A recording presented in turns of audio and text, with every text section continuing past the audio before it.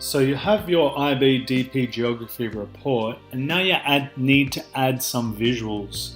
You need to remember the reason for adding these visuals is to communicate what you're trying to get across in a visual way.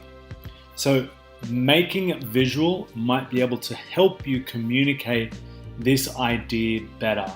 That's what you need to focus on when you're adding your visuals in. So start from the right place before you start. I've got 3 tips for you on making visuals for an IBDP geography report, and then I'm going to show you how I would go about making some visuals for a report if I were to write one. So the first tip is, what do you want to communicate? You need to determine this based on the data you've collected and based on what you're trying to get across in your report. Number 2 is, what is the best way to communicate this data? Would a graph be the best way to communicate this data? What type of graph would be best to communicate this data? With some other type of infographic, can you display the data visually in another way to help you communicate what you're trying to get across? The third tip is, what tool are you most comfortable using? You can spend a little bit of time learning how to use a new tool, but remember, the point is not to show how well you understand how to use a specific tool. The point is showing how can you communicate what you're trying to get across better. You could use something like Google Slides, Google Draw, GIMP, which is a free image editing tool. You could use Photoshop if you're comfortable using Photoshop. You could use PowerPoint, or you could use Keynote. For me, I know for my workflow and for what I need to do, Keynote is the best tool that's going to get me to be able to complete my graphics in the fastest and easiest way. So I'm going to show you how to use Keynote right now, but you could use these same concepts in any of these tools. So what I'm going to do is start on a blank slide on Keynote. I'm going to go to the website called Snazzy Maps. This is an excellent website for making professional looking maps that you can fully customize yourself. So I'm already logged in. You can create a free account and log in, and then you select the style of map that you want, the color of the map if you want, names and labels on top of the map. So I like this one because it's nice and bright and very easy to see. So I'm going to select this style of map. So what I want for my map is I want a broad view so I can see the context of Thailand within its neighbors. And then I want to zoom in a little bit and get a closer view of Koh Samet, the island that I will be analyzing in my report. So I can come up here and click download image when I have the correct zoom that I want. And I want to make the image nice and big so that I don't get it pixelated. Up here I can zoom out to see the whole image, what it's going to look like. And this looks alright. I can zoom in and out here to see what it looks like. Maybe this might work too. So this is just loading around here, and we'll wait for it to load really quickly.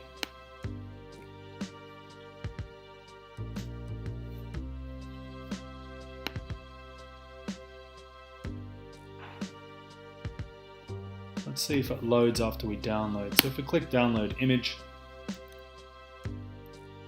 we can see if it's downloaded or not.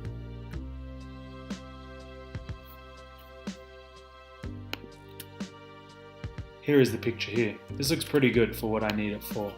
So I'm going to drag that into Keynote. It's nice and big, which is excellent, because I can always make the images smaller, but I don't want to stretch them and make them bigger.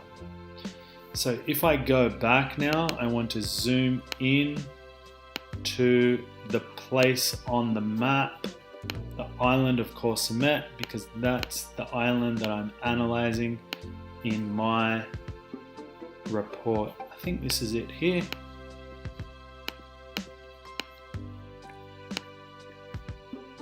I can zoom right in, make sure obviously you have the correct island. And once you've zoomed right in, again, this is not loading right now, but I think this is just an internet issue. When we click the download button, it should download the full map. So you can see here, this is going to be the frame of the picture that I'm downloading. And once I click the download button, hopefully it loads all of that gray area.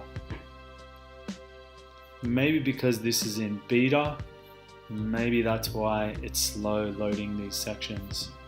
So if I go and take another look, I can see, excellent, here's Corsamet. So what I might want to do is add a label in here. I could add labels for each country.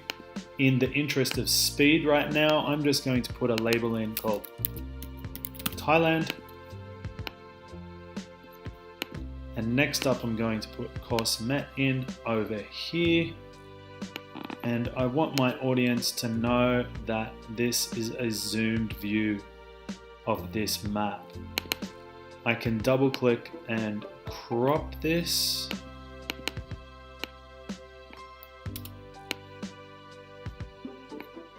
And I can try and add a border around it so it doesn't look like Corsamet is massive here against Thailand.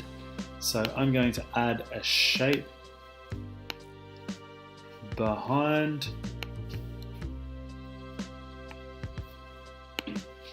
And I'm going to change the color of that shape. And I'm going to send it to the back so that Corsamet is over the top of it. Now I want to group this so that it moves everywhere that I move the image. What I can do now is show that this is a zoom from down here where Corsamet is. So what I want to add in now are lines that are the same thickness as those other red lines and show that this is coming from somewhere down here.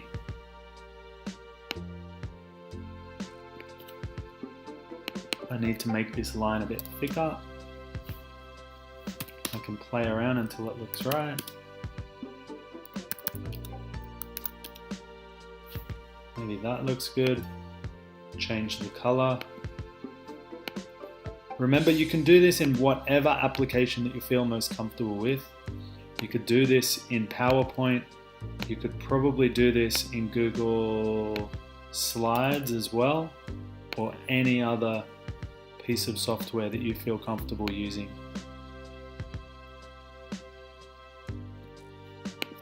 So this map is a really good way to show my audience the context of where Corsamet is in Southeast Asia. I could put other labels in here of other countries. I could even label Corsamet.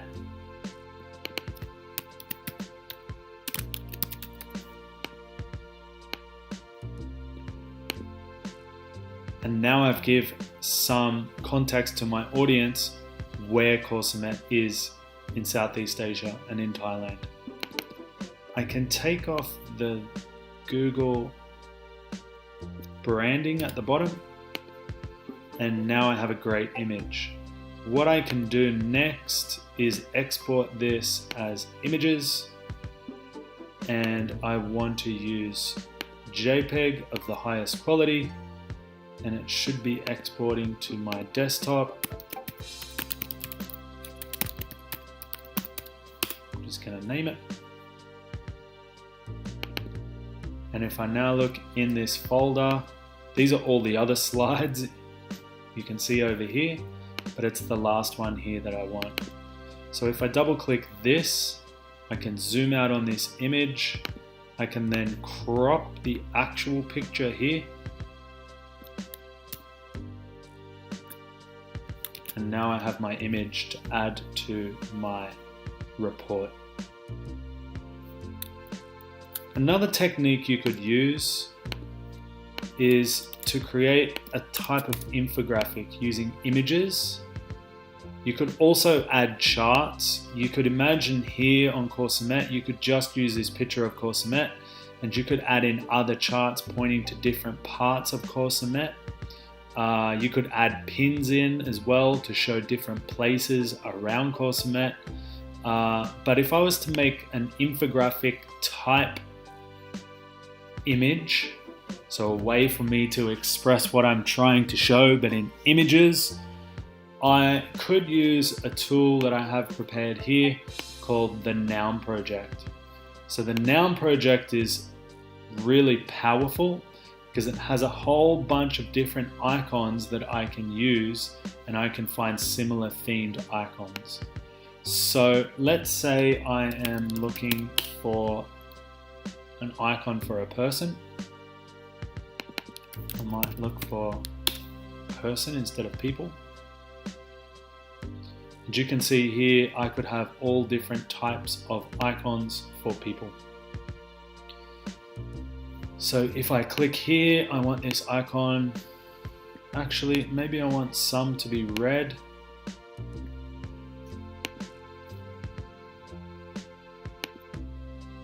And I'm going to download it. And then maybe I want some to be blue. And I can download it. And maybe I want some to be green. And I can download it.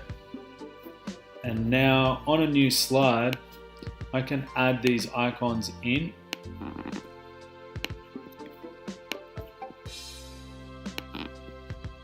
And I can make some type of graph showing some data with these different icons. So if I make them smaller,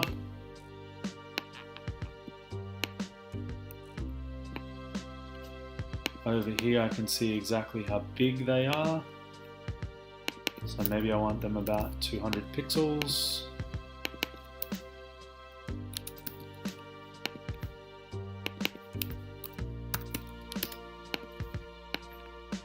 For some reason this has got a drop shadow. I think that's here somewhere. I must have accidentally clicked something. So now I can display data using icons rather than just have a regular graph. You can see what I really like about Keynote is that it aligns a lot of stuff for you. So you could use a graph like this to help communicate some information. You could even have this over the top of a Course.Met graph. So we'll put Course.Met send to back. We could have green icons, which are pretty hard to see on the blue background, but the blue and the red should pop out a little more. So you could possibly show a range of things using these icons in a range of different places around the island.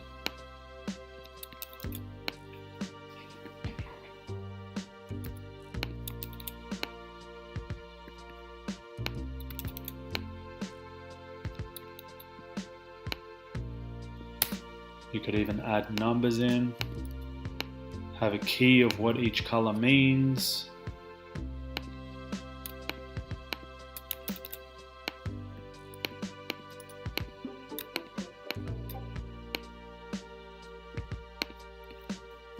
You could add text in.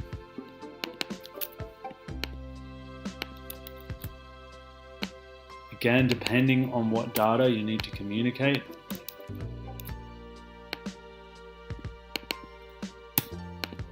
You could add something like this into a map of Course.Met. If you double click, you can take off the data down below and you start to get the idea. Okay, so they're just some ideas on how you can make your maps and how you can make your graphics look professional really quickly with a few tools that I'm comfortable with. A couple of excellent websites. I definitely recommend the Noun Project, and I definitely recommend Snazzy Maps.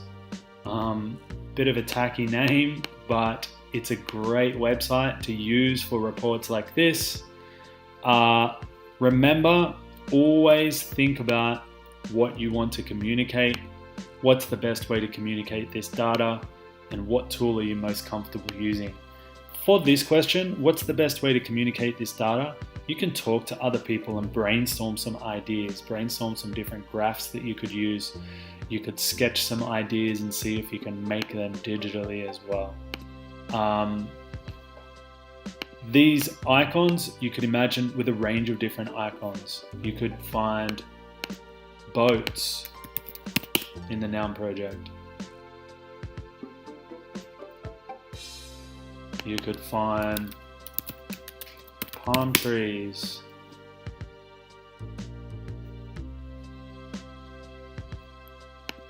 You could use a key to say that a campfire is a type of recreation. You could have swimming. You could have surfing. You could have scuba diving. You get the idea. And again, Snazzy Maps, great tool to use. Okay, good luck.